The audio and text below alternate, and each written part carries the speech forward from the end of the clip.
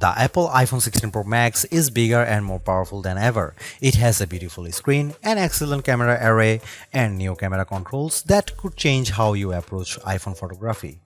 Power and battery life both get a boost to make this the big screen smartphone of your dreams. Apple Intelligence offers some useful and intriguing features, but it's not yet the thing that will or should drive upgrades. Still, if you have been holding on to an iPhone 12 or 13 Pro Max, this is probably the moment for a big screen upgrade. I get frustration from a certain perspective. The iPhone 16 Pro Max looks the same as the iPhone 15 Pro Max, but after spending a week or so with Apple's newest iOS phone, I can assure you that there are significant and noticeable differences, including some that will forever change the way you use an iPhone. First, this phone is bigger. The titanium body is slightly larger and 6 grams heavier than the iPhone 15 Pro Max. The screen is a hair's breadth away from 7 inches, but the Super Retina XDR OLED screen is larger, not just because of the chassis. Apple slimmed down the bezels on the iPhone 16 Pro and Pro Max to give you a giant 6.9-inch canvas of bright, colorful pixels. The other major difference is a new button on the right side below the power or a sleep or Siri button. Apple would prefer that we do not call it a button, though it is in part one.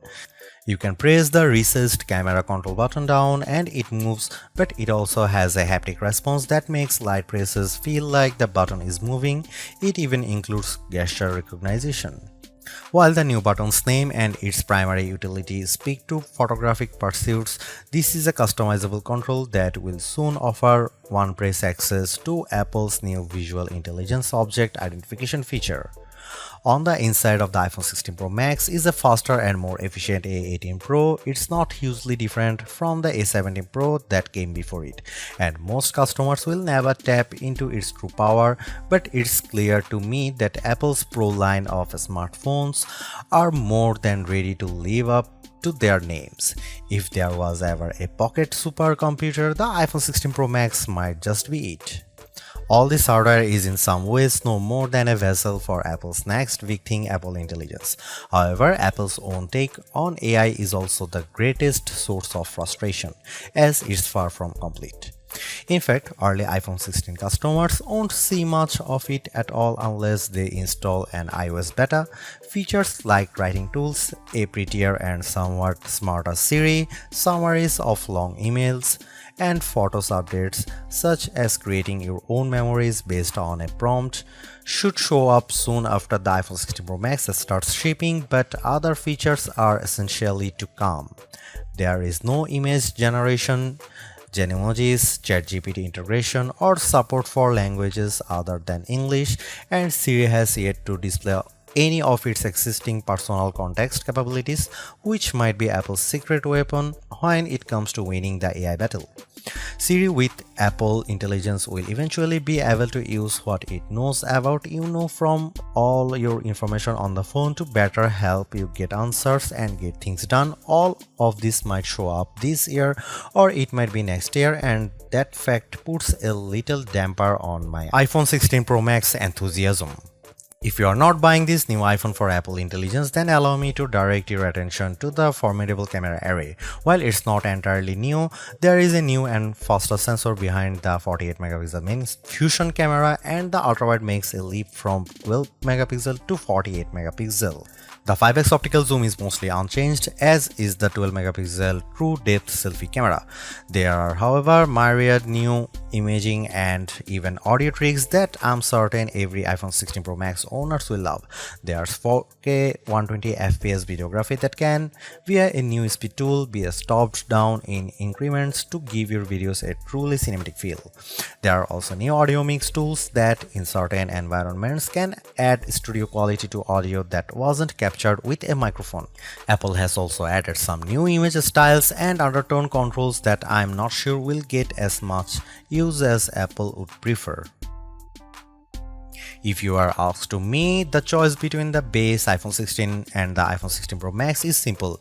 You gain a Pro Motion display, a 5x zoom camera, and Apple's most powerful mobile chip. The differences between the iPhone 16 Pro and 16 Pro Max, however, are more subtle this year. There's the screen size, 6.3 versus 6.9 inches, and the battery size, which results in at least an hour of extra battery life, and that's essentially it.